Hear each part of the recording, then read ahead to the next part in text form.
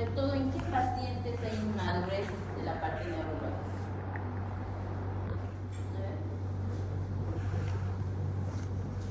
¿Cuáles? ¿Antecedentes de qué? De premadurez por sus pacientes.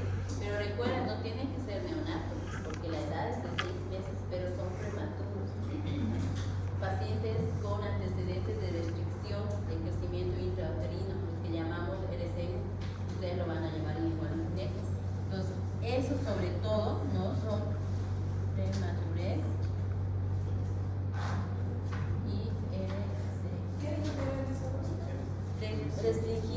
restricción del crecimiento intrauterino. Son esos pacientes que nacen con bajo peso, nacen a término, pero bajo peso, talla pequeño para su edad gestacional. ¿Ya? Entonces, estos más que todo son los factores de riesgo que nosotros en la historia clínica debemos recabar. ¿Para qué? Para que vayamos haciendo nuestro diagnóstico. Esto obviamente va a estar asociado acá, vamos a tener entonces en resumen antecedentes, que es muy importante, y el cuadro clínico y en el examen físico. Estas dos cosas. ¿Qué vamos a observar en el cuadro clínico? Voy a borrarlo. ¿Puedo borrarlo? Sí, ya. En el cuadro clínico, recuerden que es signos y síntomas, ¿cierto? ¿Qué vamos a tener? Vamos a tener dos opciones o dos escenarios. Paciente que nos llega convulsionando o el paciente que nos llega ya en el periodo posictal, pero con el antecedente que la mamá dijo que en la casa convulsionó o en el camino convulsionó y ya paró. Y nos llega ese paciente ya sin la convulsión. Entonces, en ese paciente que está sin convulsión, ¿qué debemos hacer?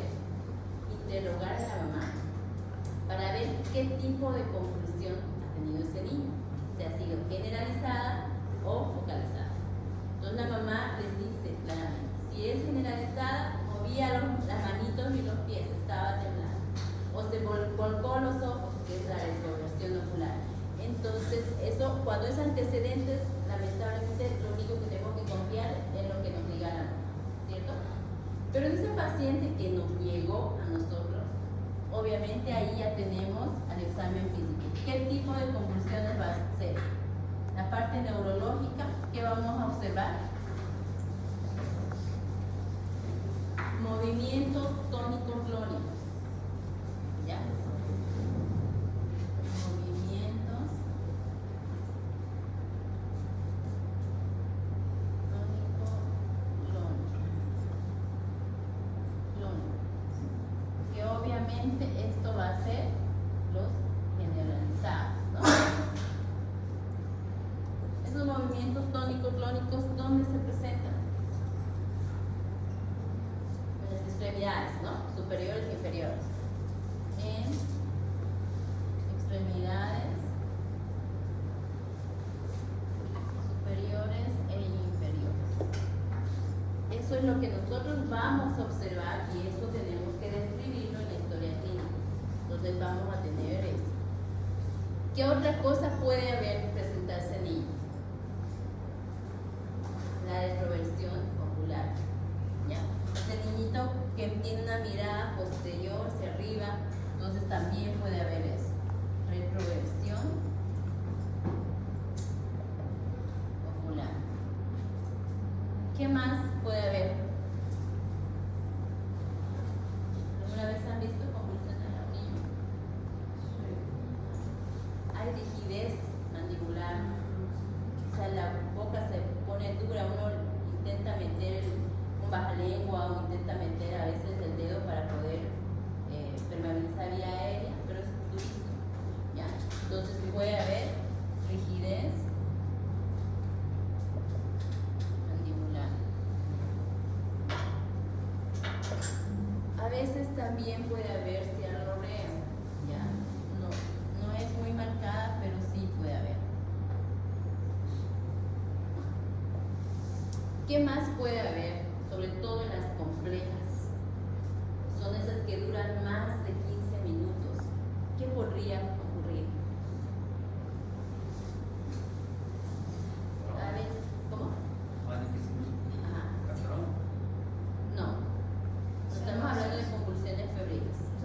tiene como que hay una dificultad respiratoria y No, generalmente hay relajación de esfínteres.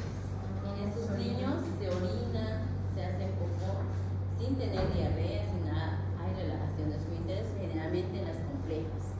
¿Ya? Relajación de esfínteres. ¿Cómo van a estar las pupilas cuando nosotros hacemos el reflejo fotomotor? ¿Midriáticas o mióticas?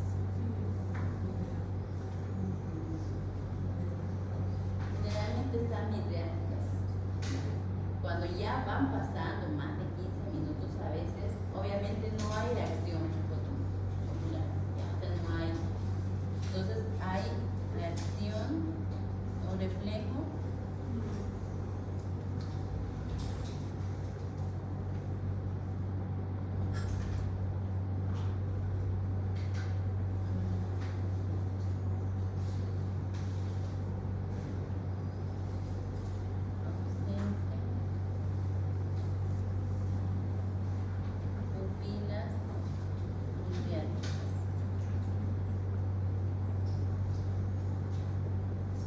¿Qué más puede haber con estos niños?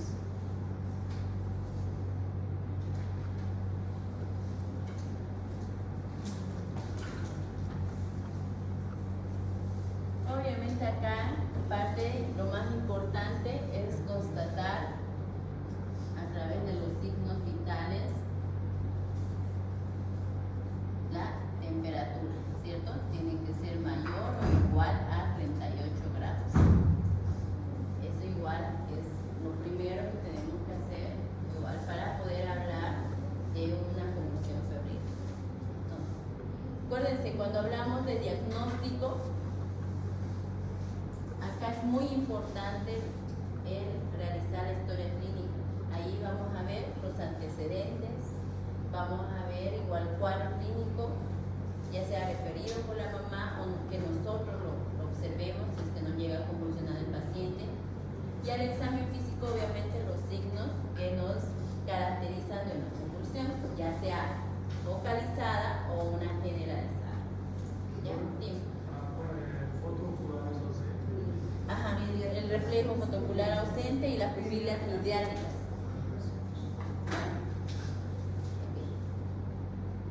Acá no necesito ningún laboratorio, solamente con los antecedentes a través de la historia clínica ya tenemos nuestro diagnóstico, ya, con los criterios que les mencioné.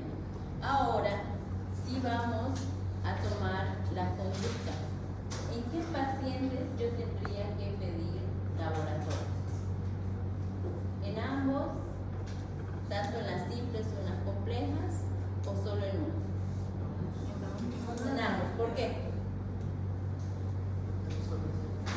Porque puedo ver la unión causa. Exactamente, para ver la causa, pero no de la convulsión, sino la causa de la fiebre. ¿Ya?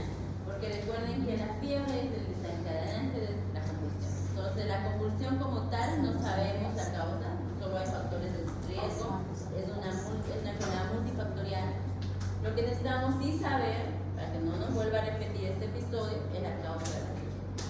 Entonces, si les dije que había un grupo etario de 6 meses a 3 a 5 años, ¿qué patologías es más frecuente a esa edad? ¿Qué enfermedades vemos con mayor frecuencia a esa edad? Todas las que hemos llevado hasta el momento. Diarrea, enfermedades respiratorias, la infección urinaria, todas esas. La meningitis, pero recuerda que si hay meningitis no es una convulsión febril, es otra cosa, ¿ya? Entonces hay que ver eso. Entonces, ¿qué tipo de estudios complementarios vamos a pedir? Obviamente, cuando yo les hablé del examen físico me enfoqué en la parte neurológica, que es lo que estamos viendo, ¿no? Pero a la vez tenemos que hacer todo el examen físico buscando un poco de la fiebre, ¿ya? Es la primera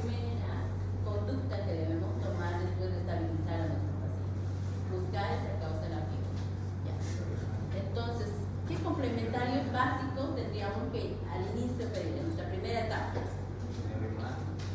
No te vayas más ahí, porque en neuroimagen hasta que tú quieras sedar al paciente, a ver si ya está despierto, demora, no te va a ayudar.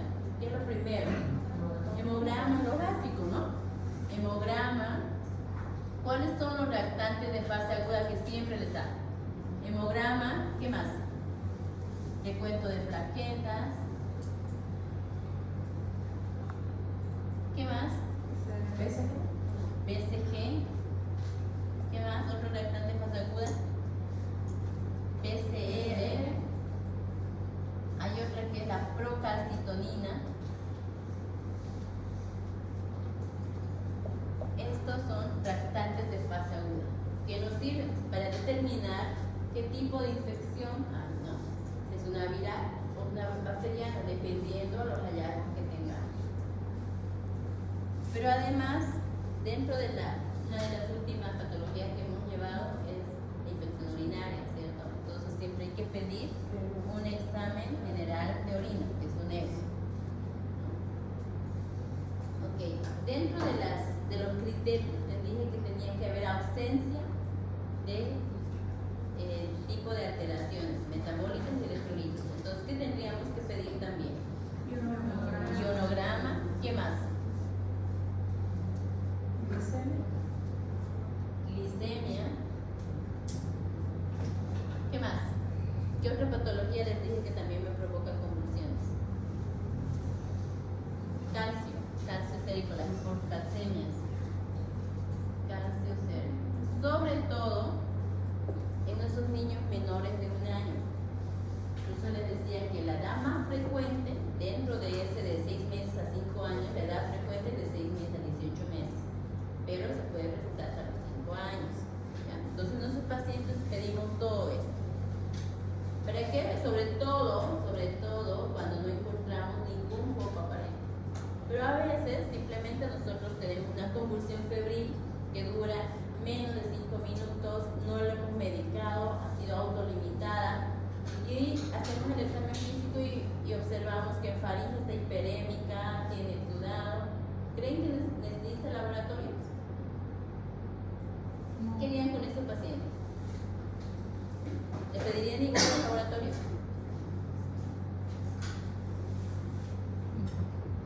¿Qué harían? No. ¿Por qué? Tienen la causa de la fiebre. Tienen esa faringoamigdalitis que les estoy diciendo. Al examen físico se ve una orofaringe hiperémica con el sudado. Piense más bien en algo bacteriano que ya tienen esa causa. Se da el tratamiento directo y ya no tienen por qué ya hacerle ningún otro laboratorio. O se le enseña a la madre que le haga un medio físico también, ¿no? Para que empiece la fiebre. Claro, estos pacientes obviamente ya tienen que tener mayor cuidado, ya tienen antecedentes. Otra pregunta, cuando este paciente, supongamos que a los 10 meses llegó a convulsionar con fiebre, ¿ustedes creen que puede repetir en el transcurso hasta los 5 años? Sí. Sí, porque es un factor de riesgo. Si ha convulsionado, puede volver. Supongamos que a los 12 meses vuelve a tener una infección viral fuerte y puede volver a convulsionar. O una infección X que causa fiebre y puede volver a convulsionar. Ya no significa que solamente una vez en ese periodo va a convulsionar. Entonces, todo paciente con antecedente tiene más riesgo de volver a convulsionar por fiebre. Así que hay que tener cuidado. ¿Okay? Entonces, esto es lo básico. ¿Cuándo pedimos neuroimagen? Cuando pedimos tomografía, cuando pedimos resonancia magnética.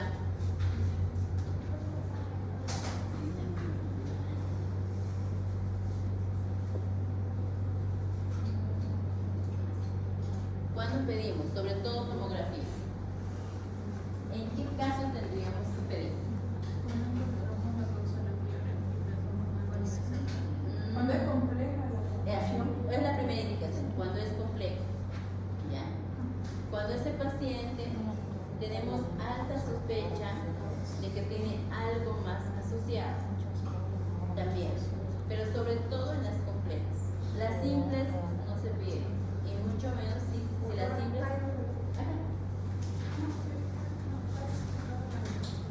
Si las simples tenemos foco en el examen físico, tampoco pedimos laboratorio.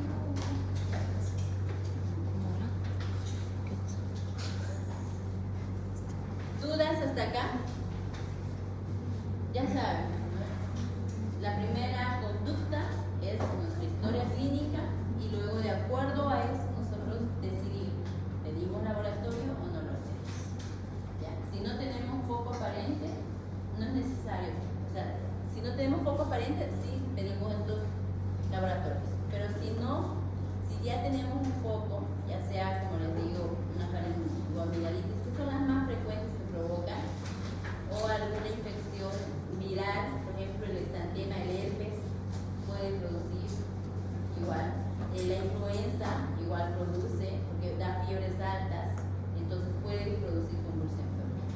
Entonces, en esos casos no se pide ningún laboratorio. ¿Ya? Doctor, por acaso faço um caso clínico, vai colocar o diagnóstico. Ajá. A convulsão febril completa e simples ou só convulsões febriles? Generalmente manejamos solo como convulsiones febriles. Esta clasificación de simple y compleja te ayuda para tomar las conductas posteriores, el tratamiento como tal, ¿ya? Pero cuando coloquen diagnóstico, convulsión febril, nada más. ¿Ok? Ya, seguimos. Entonces, ya tenemos nuestro diagnóstico. Ahora, ¿cuál va a ser nuestro tratamiento?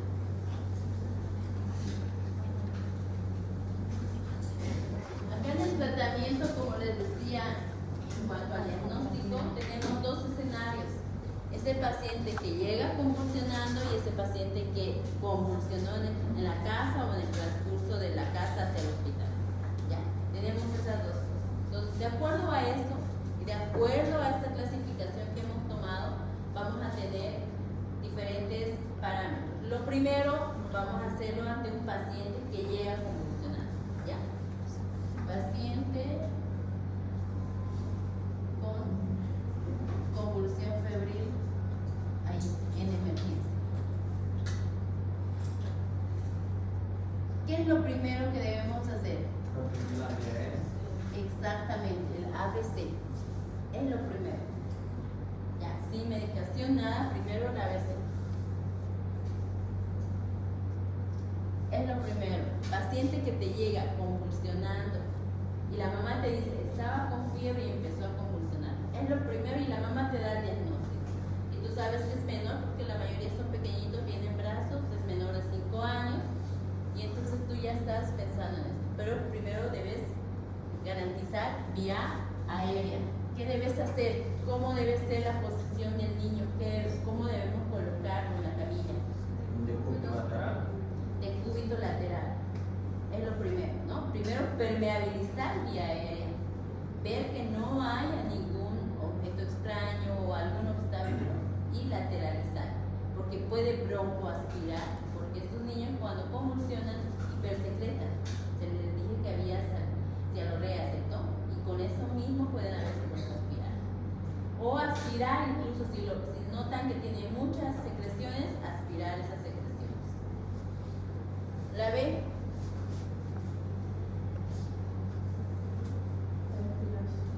Ventilación. Todo paciente que llegue con convulsión febril, recuerden siempre ponerle oxígeno.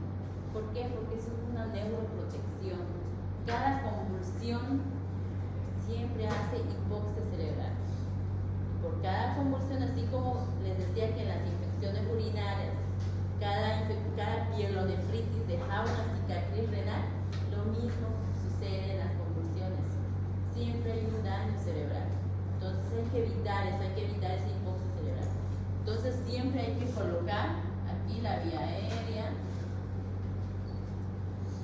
el oxígeno y la C, circulación, garantizar esa vía periférica. Pero aquí es donde tenemos un problema acá con nuestros pacientes. Vía periférica, ¿no? Esos pacientes que están, por ejemplo, con las convulsiones generalizadas, ¿ustedes creen que es fácil canalizarlos? Súper difícil. Entonces muchas veces tenemos que yugular primero esa convulsión, es decir, parar. Pero ¿qué vías vamos a utilizar? Y es ahí donde ya viene lo los medicamentos.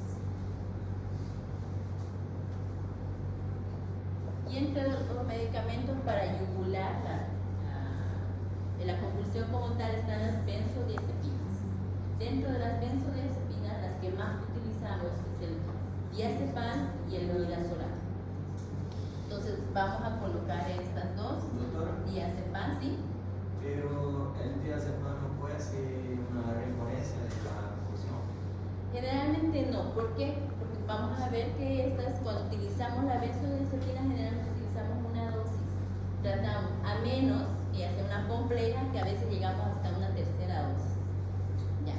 Entonces, el diazepam y el midazolam. Estas se pueden colocar por vía intramuscular, por vía endovenosa, pero también por vía rectal. Entonces, acá el midazolam igual, vía endovenosa, vía intramuscular y también por vía intranasal. Entonces, en estos casos vamos a utilizar, generalmente el que con más frecuencia tenemos es el diazepam.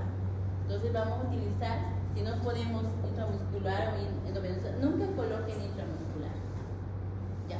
En este caso se utiliza, pero no en otras patologías, pero en convulsión febril, nunca el intramuscular. ¿Por qué? Los movimientos tónico-clónicos muchas veces han hecho una ruptura del agua y mayor daño. Ya, nunca utilicen en una convulsión febril. Les quedan dos opciones: el endovenoso y rectal en el caso del diazepam y en el caso del midazolam endovenoso e intranasal. Entonces, ¿cómo se coloca? El diazepam, la dosis de vía rectal, acá, dosis vía rectal es de 0,5 miligramos por kilo por dosis.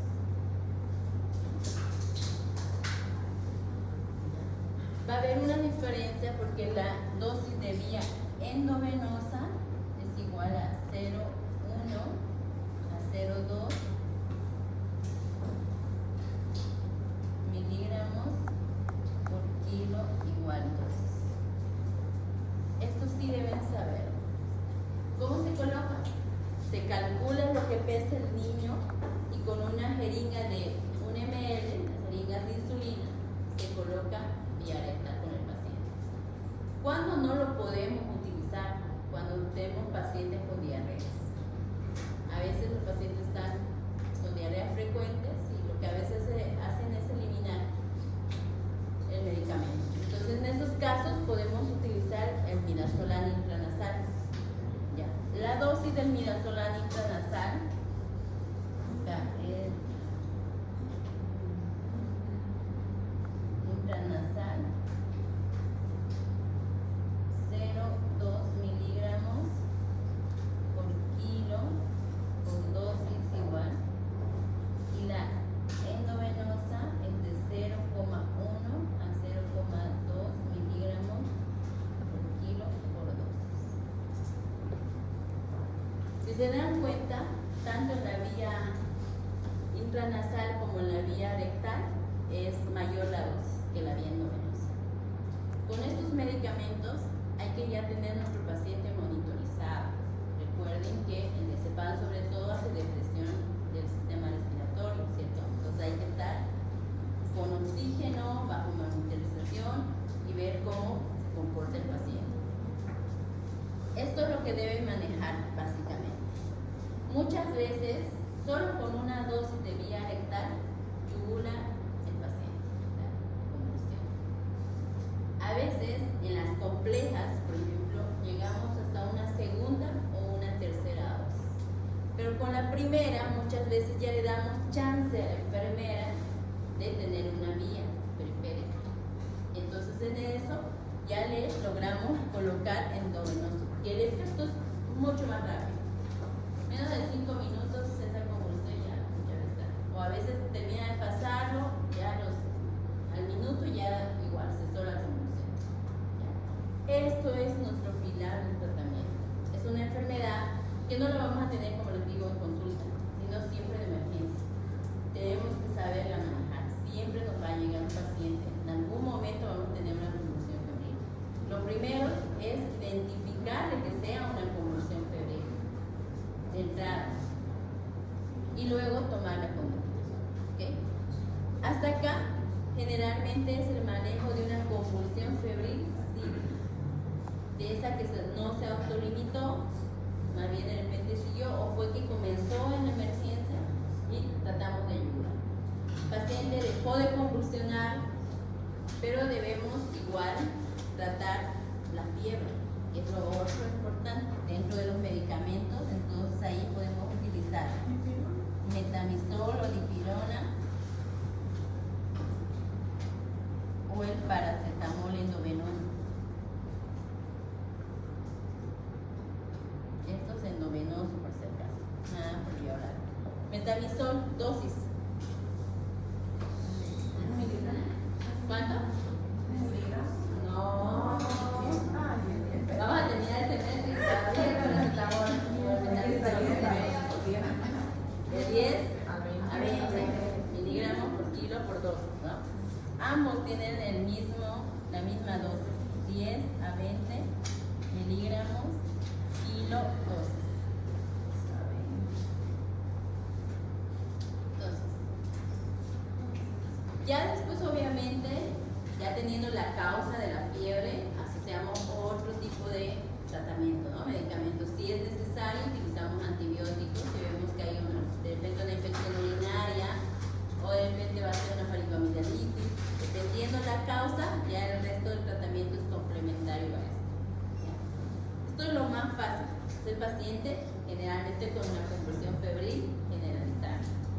Pero cuando pasamos esa convulsión febril compleja, que dura más de 15 minutos, usted ya lleva por la tercera dosis del midazolam o la tercera dosis del diazepam y sigue convulsionando. ¿Qué hacemos? ¿Qué utilizamos? ¿Cuál es nuestro segundo escalafón? Voy a borrar esto acá arriba. ¿Qué utilizamos con este paciente? Y ahí tenemos que acá una convulsión febril completa.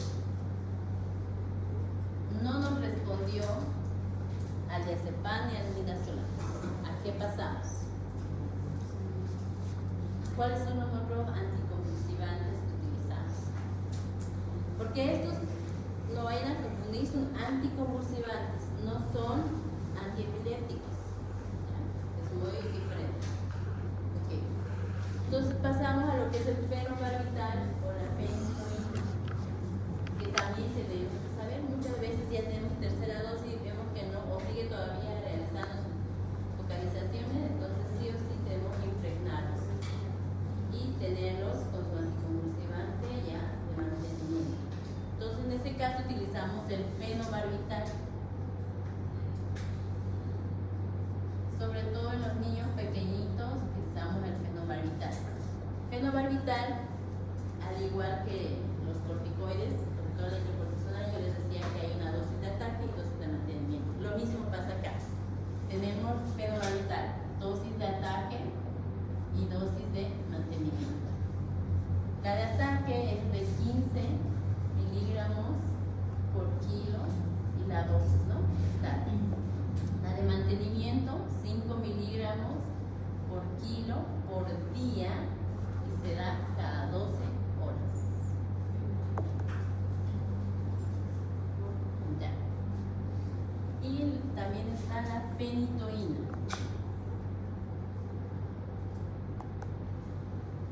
Lo mismo, la dosis son similares.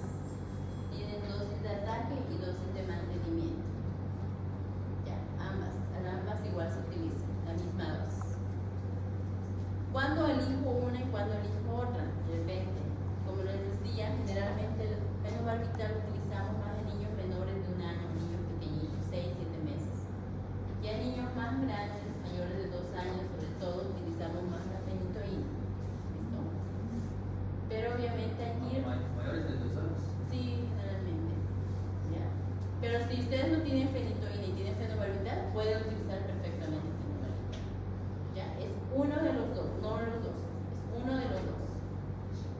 trabajo iguales, uno de los dos, no las dos cosas. O bien utilizas diazepam o bien utilizas miradoxam, pero una de las dos, no las dos. Ya, acá o igual que acá, o fenobarbital o fenitoína, cualquiera de los dos. Ya este paciente obviamente que ya está más de 15 minutos, 30 minutos, ya tenemos que estar igual pensando en un estatus de convulsión febril, ¿no? Y obviamente ya si no cede con esto, ya es pasarlo a terapia y buscar más complicaciones o más alteraciones que tenga su paciente, haciendo otro. ¿Hasta acá alguna duda? Ya en la práctica vamos a ir viendo cómo se hacen las indicaciones. ¿Ya? ¿Cuál es lo primero que debemos colocar y todo? Esto endovenoso. Este paciente ya tiene que sí o sí, acá es puramente endovenoso. Y este paciente obviamente ya tiene vía, o sea, ya es colocado 3 dosis. Generalmente cuando utilizamos dosis rectal o intranasal es la primera dosis, que le da chance a la enfermera de canalizar una vía. ¿Ya? No podemos mantenerlo mucho tiempo sin vía. O de repente si no logramos incluso a veces ya ósea también podemos utilizar, o una vía central en el peor de los casos, ¿no? Pero ya tenemos que tener una vía. ¿Listo? ¿Dudas hasta acá? Nada.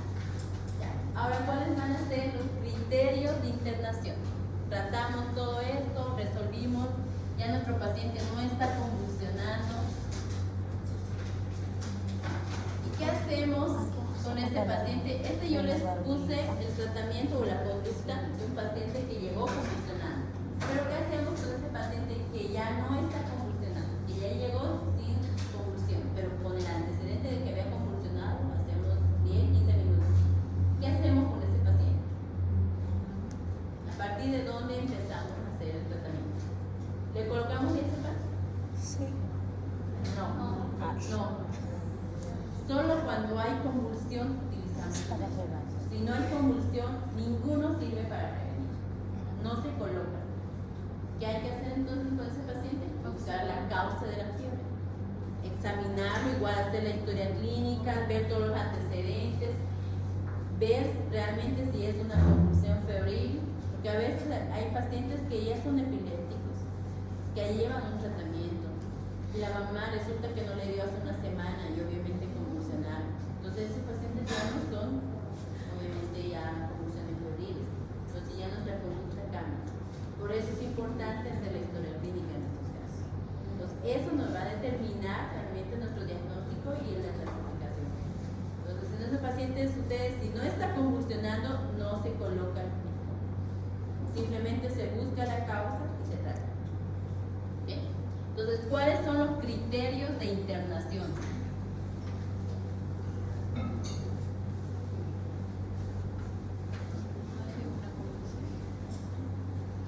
Primer criterio de internación. ¿Qué se les ocurre?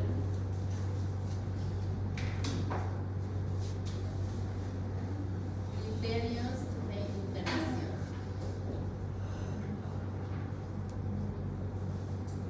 Primero, una convulsión completa. Convulsión febril completa. Segundo, edad. ¿Qué niños son más vulnerables? Generalmente menores de 1 año, mejores internados. ¿Ya? Menores de 1 año. ¿Qué otro criterio? Paciente que vive de repente en provincia o en un lugar lejano que no tiene acceso, igual. Eso es el factor social. Criterio social. ¿Ya? O paciente que vemos que es un paciente que la mamá no tiene ningún tipo de preocupación por el niño, vemos un niño descuidado, sin inmunizaciones, entonces factor social, lo internamos. ¿Ya? ¿Qué otro tipo de criterio puede ser? De acuerdo a la causa. por ejemplo, si es una infección urinaria y es una pielonefritis, entonces sí se interna, no importa la edad, ¿cierto? O sea, sobre todo si es menor de un año. Entonces, igual, depende la patología asociada. Es la causa de la fiebre, ¿no? Pielonefritis, neumonías, o paciente que sea de repente un paciente que no tenga buena tolerancia a la vía o simplemente, por ejemplo, sean alérgicos al metamizol o alérgicos al paracetamol, que no se pueda controlar en casa, entonces se interna. ¿Ya? ¿Qué otro tipo de pacientes más? ¿Se acuerdan que yo les decía el antecedente de que si convulsionaba una vez podía volver a convulsionar si era menor de 5 años? Estas son las convulsiones febriles recurrentes, igual se interna.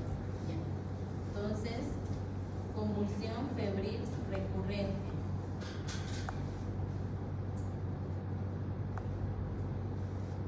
Y otro factor que es importante igual, cuando no hay un buen manejo o son cuadros febriles de difícil manejo.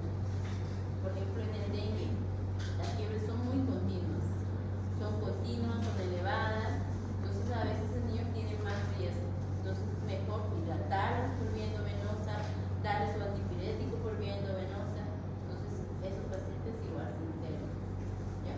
Entonces, igual, cuadros febriles.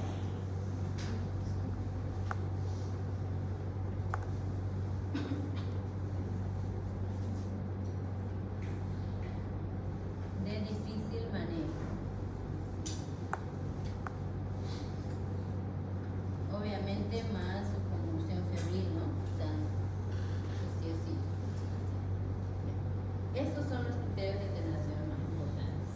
¿Ya? Tomar en cuenta. Compleja, sí o sí se interna. No importa la causa, pero se interna. Porque puede volver a presentar nuevamente la convulsión. Pacientes con convulsión menores de un año también. Por lo menos 24, tal vez no en hospitalización, pero sí en observación. 24, 48 horas y después lo internarnos. Factor social, todo niño que de repente no tenga un acceso rápido a un centro de salud o una familia que no nos dé la garantía de un tratamiento adecuado, cuidado adecuado, y alguna patología que sea asociada a la causa de la fiebre, por ejemplo la pielonefritis, neumonías, dengue, todo eso, ¿no? Que tengan que necesitar internación. Las fiebres, las convulsiones febriles recurrentes, paciente que hace 2 meses tuvo igual una convulsión febril y nuevamente vuelve a presentar. Los cuadros febriles de difícil manejo, tan continuas, que no se dan con paracetamol, a veces que no se dan con dioxadol o ibuprofeno, entonces igual se interna. ¿Ya? Ahora, ¿cuándo lo refiero, cuándo interconsulto con neuropediatría? ¿En qué casos necesito referirlo para que neurología infantil lo evalúe y determine si amerita algún tratamiento o no, o si necesita alguna neuroimagen, o de repente ya le envío con una tomografía, pero necesita otro estudio? Igual las complejas. Exactamente, las complejas, estos son interconsulta con neurología. Neurología infantil. Estas son las convulsiones febriles complejas. ¿Cuáles más? ¿En qué casos una convulsión febril simple podría yo enviarlo a una neurología? Cuando es una convulsión febril simple recurrente, es decir, que ya no es su primera convulsión, que han tenido 2 o 3 episodios en 1 año, en 2 años, entonces igual hay que enviar. Convulsión febril simple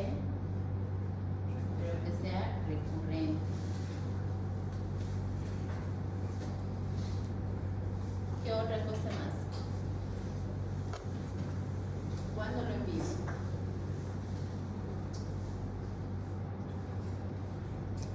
¿En qué otro momento? Eso va a depender. Hay algunos pacientes sí requieren, porque es, como les dije, una evaluación integral. Ven el factor genético, ven los factores de riesgo, ven cuál de estos, si es compleja, si es recurrente, para hacerle un tratamiento profiláctico con un anticonvulsivante, que siempre utilizan el fenobarbital, ya por vía oral, pero por un tiempo determinado. Pero eso no lo determinamos nosotros, lo determina neurología a través de su evaluación. Pero por eso es que es importante saber cuándo ustedes lo van a enviar con esa subespecialidad. Entonces, sobre todo en estos dos casos, ¿ya?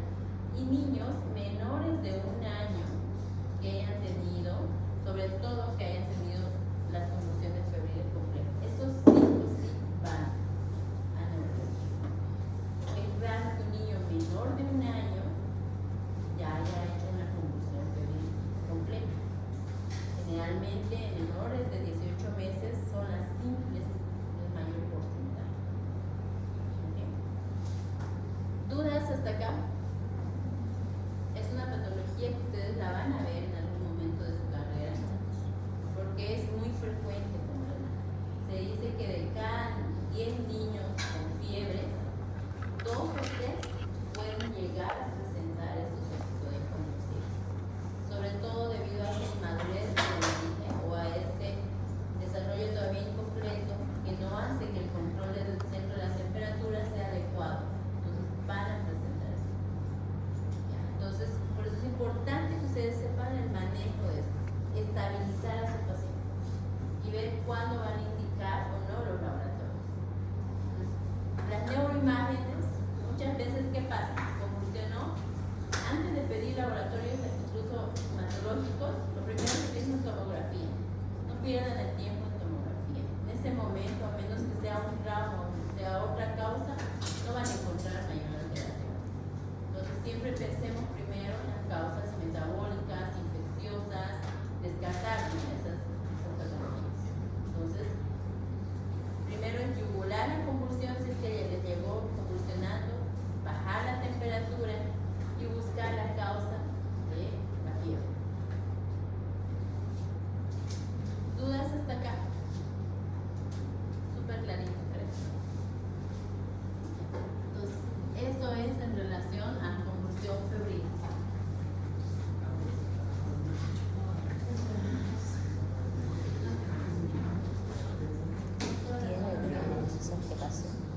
No da tiempo todavía, ¿no? No, ya no. No, ya no da tiempo. Ya. Convulsión febril y meningitis las voy a dar en 2 clases. Que son, la verdad, son conceptos que sí necesitan